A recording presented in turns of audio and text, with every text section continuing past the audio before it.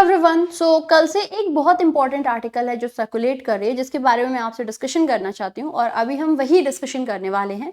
Basically यहाँ पे बात हो रही है रीजनल रूरल बैंक्स की, और अभी जैसे कि बहुत टाइम से 3 अलग अलग फेजेस में इनका कंसोलिडेशन करना था, उसी को ही लेकर एक न्यूज है जो सर्कुलेट कर रही है। So what is the news? News ये है कि इंडिया ने प्रपोज किया है कि जो रीजनल रूरल बैंक्स हैं अपने देश के, इनको मर्ज कर दिया जाएगा और इनकी जो संख्या है वो 43 से कम करके 28 कर दी जाएगी।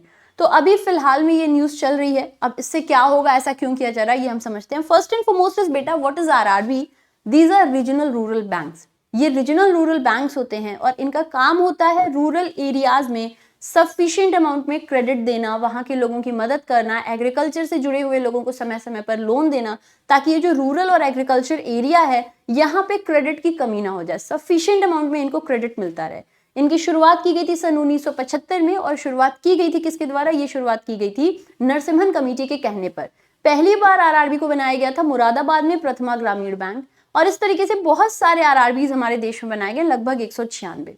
अब ये बनाए तो गए थे रूरल एरियाज में। इनको बनाया जाता है सेंट्रल गवर्नमेंट, स्टेट गवर्नमेंट और स्पॉन्सर बैंक। स्पॉन्सर बैंक उसी एरिया में आसपास में जो सबसे अच्छी परफॉर्म कर रही बैंक होती है वो जनरली स्पॉन्सर करती है। अब ये स्पॉन्सर बैंक हमारे देश में 11 सरकारी बैंक है जो आज के समय में स्पॉन्सर कर रहे हैं। एक प्राइवेट बैंक है जम्मू कश्मीर जो कि करता है स्पॉन्सर। अब ये जो बैंक्स होते हैं जो स्पॉन्सर कर रहे हैं अपने देश में रीजनल रूरल बैंक्स को, इनके साथ में ही मिल करके एक रोड मैप तैयार करने की बात की जा रही है कि क्या इनका कंसोलिडेशन कैसे करना चाहिए। सरकार का बेसिक मोटिव है वन स्टेट वन आरआरबी। ऐसा क्यों किया जा रहा है?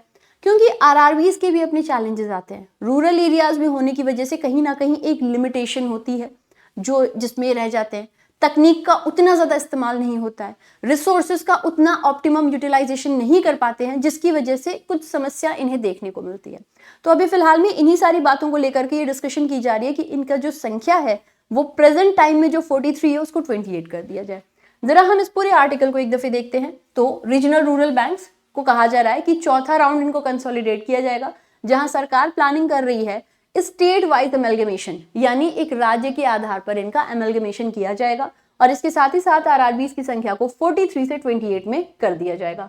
अब इधर जरा देखिएगा, यहाँ पर ये कर क्या रहे हैं, गवर्नमेंट ने प्रिपेयर किया है अपना एक रोड मैप, और इनका रोड मैप है वन स्टेट वन आरआरबी, यानी कि एक राज्य में एक आरआरबी का इनका रोड मैप होगा।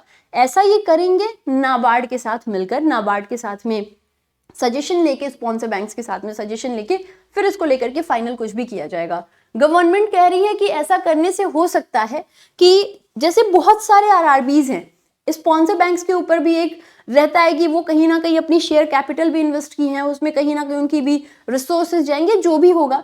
साथ ही साथ में जितने आरआरबीज हैं, जितने काम करेंगे, उनकी ब्रांचेस अलग होंगी, उसका अलग एक्सपेंस होगा। तो अगर इसको कंसोलिडेट करते हैं तो ये कॉस्ट रैशनलाइजेशन में भी कहीं ना कहीं मदद करेगी, कहीं ना कहीं उसमें भी हेल्प करेगी।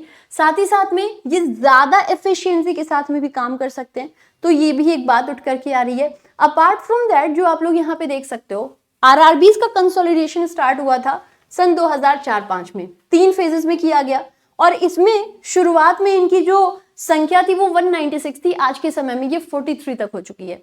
इससे आरआरबीज का जो ओवरहेड एक्सपेंस था वो कम हुआ है। जाहिर बात है, जितनी ज्यादा होंगी, जितनी ब्रांच होंगी, जितने लोग होंगे, एक्सपेंस उतना ज्यादा होगा। एक ब्रांच में दुनिया भर की चीजें जो ओवरऑल एक्सपेंडिचर लेता है वहां पे, है ना, ऑपरेशनल एक्सपेंस ही बहुत ज्यादा हो जाता है।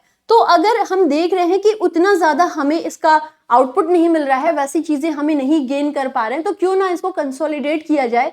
काम वैसे ही करे, बस कंसोलिडेटेड नंबर में रहे, ताकि अपनी तरफ से आपको बहुत ज्यादा एक्सपेंस ना करना पड़े और कहीं कोई नुकसान में ना रहे। ठीक है, तो वो एक बात चल रही है कि इनका कैपिटल बेस बढ़ाया जाएगा, एरिया ऑफ ऑपरेशन बेस। अगर हम देखें यहाँ पे, अगर ऐसा किया जा रहा है तो इससे यूज ऑफ टेक्नोलॉजी बेहतर हो सकती है। ठीक है, मतलब जब अभी किया गया था 196 से 43, तब भी ये चीज देखी गई थी कि ये सब कुछ करने से ओवरहेड एक्सपेंस में कुछ बेहतर देखने को मिला था, आरआरबीज का एक्सपोजर कुछ हद तक बढ़ा था।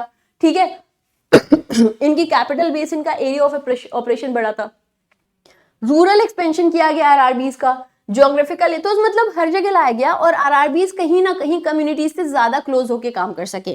तो ऐसा कहा जा रहा है कि जब से इनको कंसोलिडेट किया गया है, उससे कहीं ना कहीं कुछ पॉजिटिव चीजें सामने निकल करके आई, कुछ पॉजिटिव आउटकम्स हुए हैं। हो सकता है आगे जाकर ये और बेहतर करे, और इसलिए सरकार का जो एम है वन स्टेट वन आरआरबी का, ये अभी अपने स्पॉन्सर बैंक्स के साथ मिलकर के डिस्कस करेगी। सेंट्रल गवर्नमेंट का आरआरबीज में 50% का शेयर होल्डिंग होता है, स्पॉन्सर बैंक का 35% का और राज्य सरकार का 15% का। इनके एक्ट में कुछ चेंजेस किए गए थे 2015 में, तो इनकी शेयर होल्डिंग में कुछ बदलाव किए गए थे, ठीक है। बावजूद उसके पैसे तो इन्हें बढ़िया बराबर लगाने पड़ रहे हैं और उतना ज्यादा इन्हें उससे कुछ गेन नहीं हो रहा है, तो उसको भी लेकर के कुछ ना कुछ डिस्कशंस हो रही हैं। फिलहाल में अगर हम देखें 12 स्टेट्स, आंध्र प्रदेश, बिहार, गुजरात, कर्नाटका, वेस्ट बंगाल, इन ये ऐसे स्टेट्स हैं जहां पे एक से ज्यादा आरआरबीज हैं और इनमें से जो सबसे ज्यादा आरआरबीज हैं ये आंध्र प्रदेश है। तो ऐसे जो स्टेट्स हैं जहां पे सबसे ज्यादा मतलब एक से ज्यादा आरआरबीज हैं, यहां पर ही फोकस किया जाएगा, स्पॉन्सर बैंक्स के साथ डिस्कस किया जाएगा, नाबार्ड के साथ डिस्कस किया जाएगा और यहाँ पे एक एक आरआरबीज किया जाएगा। यानी जितने स्टेट्स, हर स्टेट में एक आरआरबी रहेगा, वो ज्यादा एक्सपोजर के साथ काम करेगा, कम एक्सपेंस रहेगा तो उनमें टेक्नोलॉजी का और ज्यादा यूज किया जा सकता है। मतलब आप ऐसे समझो कि बहुत ज्यादा नंबर में नहीं है तो टेक्नोलॉजी का भी ठीक ठाक वहां पे यूज किया जा सकता है, ज्यादा से ज्यादा रिसोर्सेज का यूज किया जा सकता है। ये सब कुछ ध्यान में रखते हुए ये स्टेप अभी लिया गया है। अब यहाँ एक जो बहुत इंपॉर्टेंट बात है आपकी याद रखने वाली कि सबसे ज्यादा कहाँ पर हमारे देश में किस राज्य में आरआरबीज हैं और कितने ऐसे राज्य हैं जहाँ पे 12 से ज्यादा कितने ऐसे 12 राज्य हैं जहाँ पे एक से ज्यादा आरआरबीज हैं। तो ये कुछ पॉइंट्स हैं आप लोगों के एग्जामिनेशन के लिए बहुत महत्वपूर्ण है जो आपसे पूछे जा सकते हैं।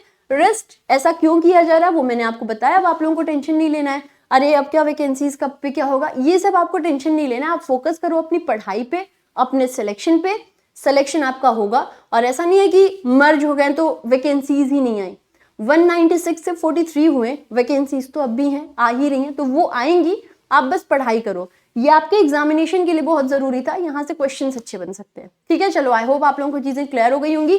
थैंक यू, फिर मुलाकात होगी। टिल देन जय हिंद, जय Bharat, God bless you, take care, love you, bye bye.